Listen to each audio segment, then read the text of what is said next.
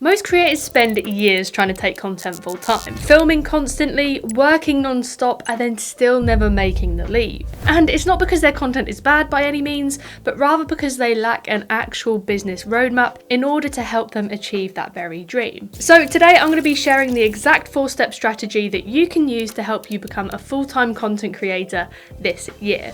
But if you're new here, then hi, my name is Kelsey and I've spent the last 6 years making content for some of the world's biggest brands and creators, racking up well over 200 million views and generating well over 6 figures in revenue by doing so. But today I'm going to be exposing the exact steps that you can use in order to achieve the same. And a quick little side note, but if you feel like a certain section of this video is a little bit too basic, then I've left timestamps in the description so that you could jump ahead to the step that is most relevant to where you are in your content journey. Anyway, without further ado, let's get into it. Pillar 1 is nail your niche. Anyway, before you film a single piece of content, you'll need to figure out and pinpoint what your niche actually is and what your unfair advantage is. And this is essentially your unique angle to your chosen subject topic. To find this out, you can do a quick little personal knowledge audit by asking yourself 4 main questions. Firstly, what skills do you already have?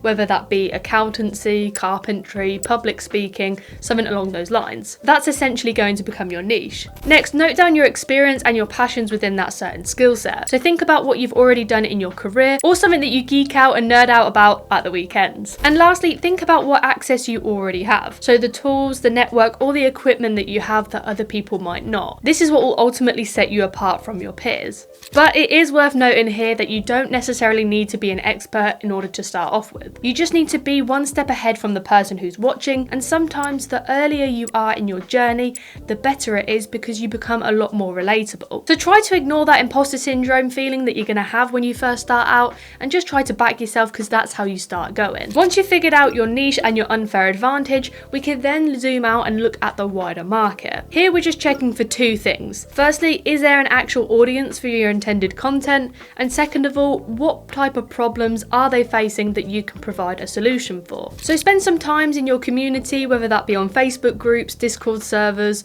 Reddit threads, or whatever it is. Just try and speak to as many people in your niche as possible just to see what their common pain points are. You see, if you want to take content full time, you need to start treating it like a business. And all businesses that have a product or an offer all specifically target a certain type of person. So it's good here to build an avatar around the type of person that you want your content to appeal to. Make note of their age range, their gender, their goals, their location, and their frustrations. The more specific you can get, the easier everything else can become, especially when we get onto sponsorships, which I'll touch on in Pillar 4. And by doing this, you'll find out who your ICP or your ideal client profile is, which will help you create more meaningful content. And you might have already heard this before, but there's a famous saying in marketing, which is if you try to appeal to everyone, you'll ultimately appeal to no one. And that is the exact same for content creation. So the more that you're able to niche down, the quicker you'll be able to pick up views and sell more. And the last step in this pre-production phase is that you'll need to create a mission statement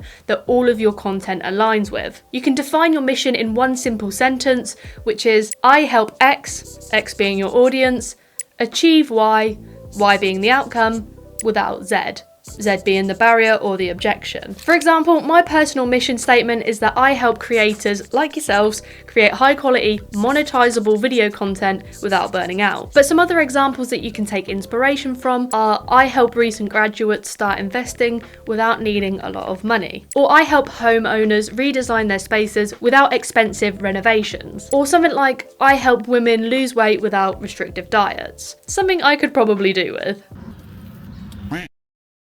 The benefit of having a clear mission isn't just clarity for yourself, but it's also clarity for your audiences and for brands too. Viewers that click on your video should instantly be able to understand what you're about, what problems that you're solving, and why they should keep watching. However, at the same time, brands should also be able to quickly see who your content speaks to, what type of audience you attract, and whether your audience ultimately aligns with theirs. But maybe most importantly, a mission statement keeps you on track. So every time you're deciding what to post, you just need to ask yourself, does this help my ideal client move forward, and does it relate to my mission statement? And if it doesn't, then you can just bin it off and just focus on the next better idea. And this leads us into pillar 2, which is all about creating the damn content. Now, a big mistake that I see a lot of small creators make, especially when they're first starting out, is that they get super excited at the beginning because they're full of ideas, so they go and film loads and they're posting every single day, and then life hits. You have a bad week or you get ill, and then suddenly all of your momentum is just gone. So to avoid this, it's good to set up a simple content plan that you can follow and get ahead with. 3 things to think about here are your posting frequencies,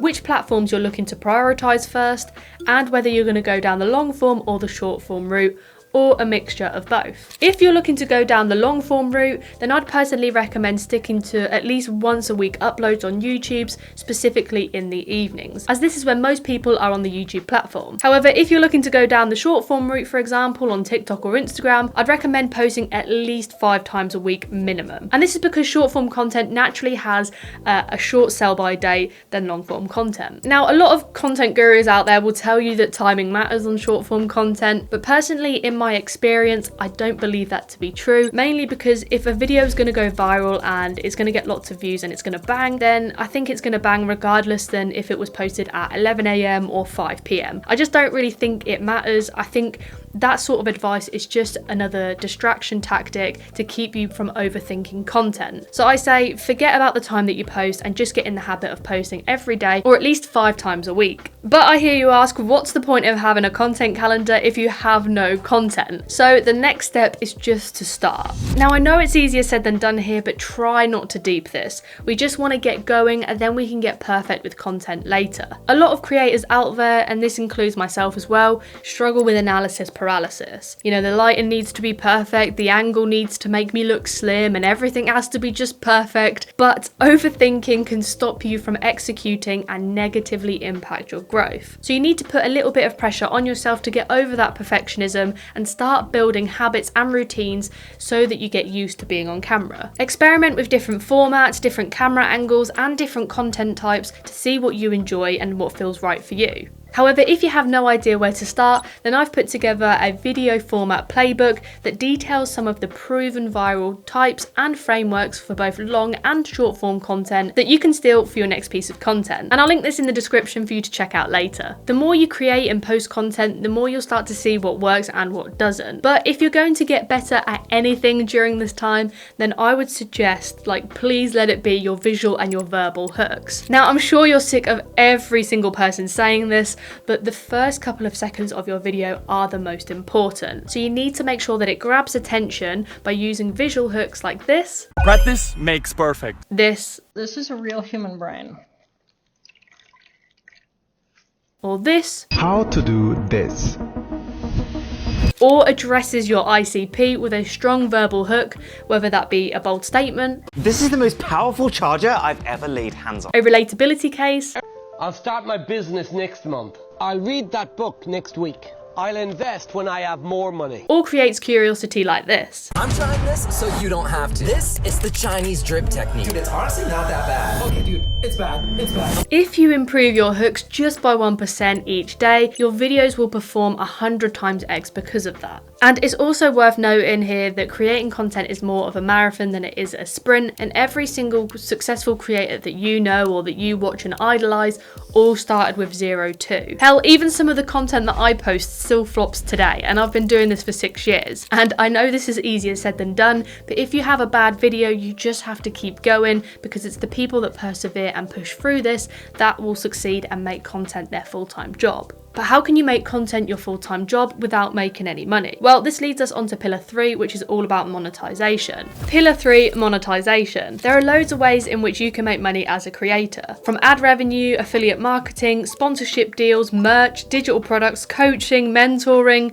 just to name a few. But if you want content to become your full-time income, then you need to choose around 3 to 4 revenue streams to help you diversify. Now, I've personally worked with creator clients of mine who have made 5k a month on, say, YouTube AdSense, and then the next month it goes down to 200, and then it goes up again to £1,000 in the third month. Now, that consistent income figure is going to differ from creator to creator, so it's wise to diversify your income streams to help you achieve a consistent level of income every single month. And that consistent income figure is going to differ from creator to creator and whereabouts you are in the world. So it's important to note down how much you actually need to be earning per month in order to quit your job, cover your bills, and to live fruitfully just on content. For some people that might be 5k, might be 10, 20k, something like that. But for me personally, it's or is it? But if you have no idea where to start, have a look and see what other creators in your niche are doing. See what brands they're partnering with, what digital products they're developing, or see what offers or products that they are creating. And as the famous Tony Robbins says, success leaves clues. So take inspiration from your competitors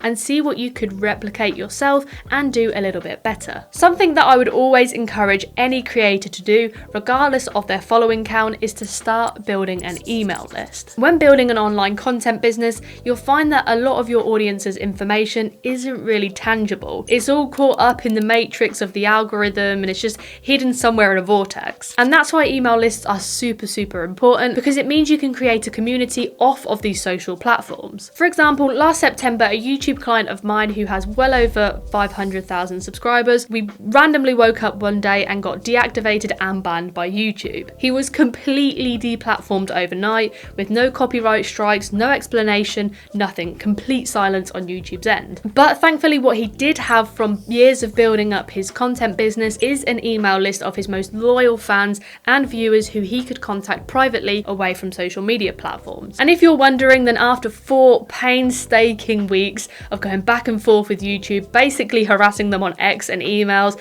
trying to get some answers, we did manage to reinstate my client's YouTube channel. But because the channel was down for a whole month, that meant that we earned £0 from YouTube revenue. And luckily the client I work with is a successful entrepreneur and YouTube makes up like 0.0% of his actual income. But if you're a small-time creator, that is going to hit you hard. So if this isn't a sign to diversify your income, then I don't know what is. In order to build your email list, you simply need to offer a lead magnet like a roadmap, a checklist, or a template, just something that is genuinely useful that people would hand over their email for. Just make sure to keep it simple and relevant to your niche. And since we're on the topic of that, link in the description again for my video format playbook. Now that we've started building our following and our email list, it's now time to create an offer or a product that you can make money from. Think about the sidemen for a minute. They don't just make money from the creator funds or from YouTube AdSense, but they also have other revenue streams or projects like the Sidemen clothing merch, their restaurant sides, Sidemen productions, their vodka line, all sorts of different things. So with that in mind, it's now time to think about what your offer could be, and you can always refer back to that revenue list that I gave you previously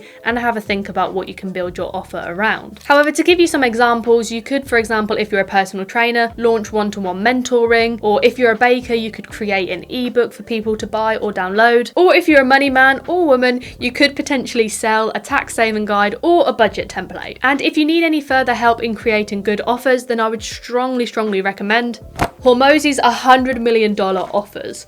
This is probably one of the best business books that I've come across. The whole idea of this book is breaking down how you can make offers that are so good people feel stupid for saying no. But essentially the whole idea of the book is that you need to stack as much value as possible within the price to make it feel like a steal. But to simplify it, there are basically 2 types of offers that you can create, and those are low ticket offers and high ticket offers. Low ticket offers are best suited for things like digital products, ebooks, and any downloadable plugins or templates. Whereas high ticket offers would be things like one-on-one mentoring, consultancy, or done for you work that requires your personal time. After figuring out what your offer is going to be, you can then create a landing page using your own website domain or websites like Gumroad, Shopify, Framer, or Etsy, whatever best fits your setup and your product. And then all that's left to do is just to launch it. So link it in your bio, put it in your YouTube descriptions, and use call to actions to refer your audience to it. Remember, done is better than perfect, so if you have draft 1 of your offer, then just launch it anyway, because that is going to better inform you on how you launch offer 2 or offer 3 later down the line. Pillar 4, systems for scale. And last but not least, we move on to pillar 4, which is all about implementing content systems so that you can scale. This is typically the most unsexy part of the entire process, but it's probably one of the most important if you want to sustain content creation full time. And I know from first-hand personal experience that content creation can and will eat up all of your time if you let it. So you need to be super intentional on how you protect your time and energy so that you can focus on the next steps, much like an actual business would. And to avoid burnout as a creator, it's good to develop processes that make the entire process very easy. Some things that I personally do which really help is by batching all of my time for certain activities, like idea generation, filming, editing, and so on. Like, think of McDonald's for a minute. Stay with me here. It doesn't matter which McDonald's you walk into, 9 times out of 10 you are getting the same experience, the same food at the same speed. And it's not by accident, it's all by design because they've nailed their processes. So when it comes to content, we kind of have to work and be like McDonald's. We have to develop the processes and the systems, and then the content will almost make itself. Now, don't hate me for this, I'm going to go against a lot of guru advice here, but as soon as you start building a steady income from content, I would personally recommend that you reinvest that money into outsourcing different tasks. No successful business has one person behind closed doors just in this constant hamster wheel or rat race trying to do everything themselves. They all have a team around them to help them achieve that very vision. And content creation is no different from that. So as you grow and you pick up more views and more money, it's good to delegate these things first. So firstly, you've got an editor because this will free up so much more of your time. As a professional editor, I can't tell you the amount of time I've wasted on moving a keyframe here or moving a keyframe there. So get it gone and hire an editor. The second one would be a thumbnail designer because there is a really subtle art and psychology behind it. And then the third one would be a social media manager so that you can focus on creating rather than consuming and just doom scrolling. The more that you show up and you post content, naturally a lot of freelancers are going to reach out to you in order to pitch their services. But I can safely say that like 98% of these inbound emails that you receive or messages are complete and utter rubbish. So if you're looking to hire someone within the next couple of weeks, I'd probably recommend keeping an eye on platforms like YT Jobs or even X, because a lot of creators are now posting their work on X, and overall I think it's actually really underrated. I found my thumbnail guy and my editor from X, so I think it's well worth keeping in mind and checking out just in case you find the perfect one. But listen, I get it. Like, I am a perfectionist. Like, everything I do, I want to do it all, but like the reality is you can't do everything forever, especially if you want to stay sane. So the sooner that you delegate and outsource to people like editors or thumbnail designers, the sooner that you can focus on things that only you can do, which is showing up on camera, building relationships, and ultimately growing your brand. Okay, and the last final step in my 4-step process to becoming a full-time content creator is just to review and improve. It's all well and good going viral and getting the big numbers, but if you don't know why your content actually went viral, then it's just wasted views. So something that I would recommend for every creator to do is block out around 2 hours every single week to do a massive deep dive into your analytics to see what is working and what isn't. Take a look at the retention graphs, your engagement metrics, all the different comments you're receiving, and conversions to your offer. And if you're looking at the data and you just kind of like, don't know what to do with it, then you can always just dump it into AI and ask it to develop a strategy from that data so that you can improve moving forward. Studying all of the back-end data is super important because it removes any guesswork. Here you'll actually be able to identify patterns with what your audience is vibing with so that you can tailor your content accordingly so that you can get more views, get more sales, and ultimately make a lot more money. But if you want to make more money from content, then the bottom line is that you need to keep your audience hooked all throughout your content. And if you want to learn how to make videos that are so good people can't stop watching them, then I'd probably recommend checking out this video here. However, that's it for today. Thank you for your time, and I'll catch you in this video.